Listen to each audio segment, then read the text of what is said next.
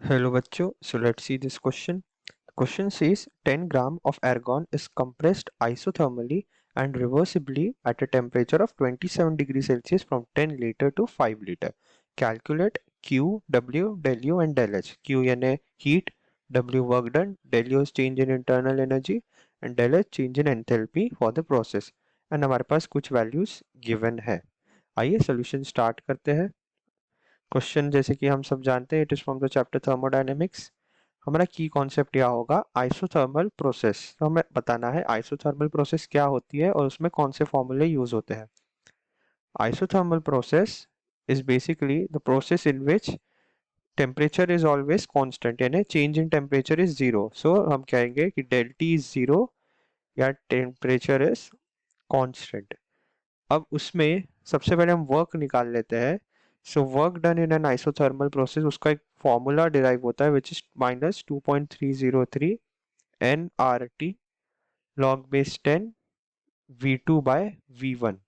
Here N का मतलब होता है नंबर ऑफ मोल्स. यहाँ पे 10 ग्राम एफ एर्गॉन गिवन है. सो हम यहाँ से मोल्स कैलकुलेट कर सकते हैं. So n is equal to given weight by molar weight 10/40 which is equal to 0.25. And now R होता है हमारा यूनिवर्सल गैस कांस्टेंट, उसकी वैल्यू गिवन है 2 कैलोरी पर केल्विन. टी का मतलब होता है temperature and temperature is always taken in kelvin और वो हमारे पास गिवन है 27 डिग्री सेल्सियस. तो उसे by adding 273 we can get 300 kelvin. और we log base 10 V2 by V1 यानी final volume by initial volume. Final volume 5 litre given है and initial volume 10 litre. तो इस फॉर्मूले में हम सारी वैल्यूज रखते हैं.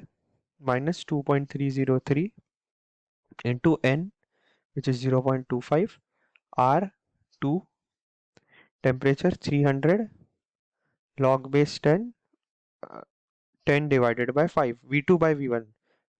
सो V2 5 डिवाइडेड बाय 10. सो इसे सॉल्व करेंगे तो हमारे पास आंसर आएगा work done is equal to 103.991 calorie में. क्योंकि ग्रेट कांस्टेंट कैलोरी में गिवन है इसलिए हमारे पास कैलोरी में आंसर आएगा. तो ये हमने वर्क डन निकाल लिया सबसे पहले. सो एक वैल्यू हमने निकाल लिया. अब हम कैलकुलेट करते हैं क्यू. सो क्यू कैलकुलेट करने के लिए हम कैसे करेंगे. So first thing done. Now हमें क्वेश्चन में गिवन है कि del T is equal to zero और हमें डेल यू का फॉर्मूला पता है N C V delta T. So now del u is equal to n cv delta t. n यानी number of moles, cv into delta T. अब हमें पता है कि del t is zero. So हम अगर इसे सॉल्व करेंगे तो ये तो जीरो आना ही है. सो हमने डेल सबसे पहले w निकाल लिया. अब हमने del u भी निकाल लिया and del u is zero. अब from first law of thermodynamics हमें पता है कि del u is equal to w plus Q.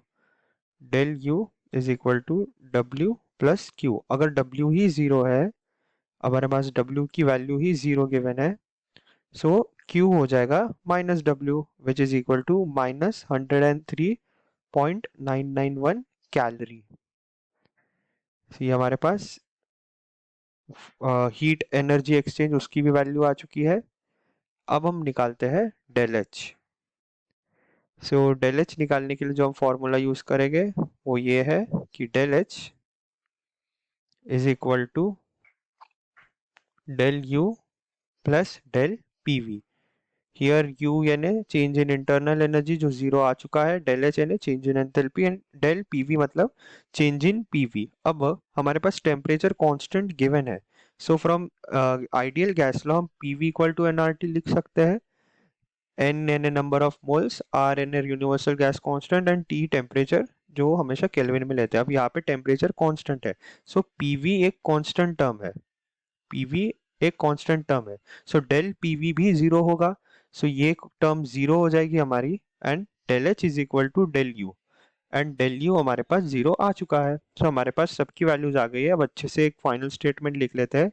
सबसे पहले क्यू बोला था, so Q is equal to -103.991 calorie, W is equal to 103.991 calorie, and del U is equal to del H equal to 0. ये हमारा फाइनल आंसर आ चुका है। I hope you understood this well. All the best.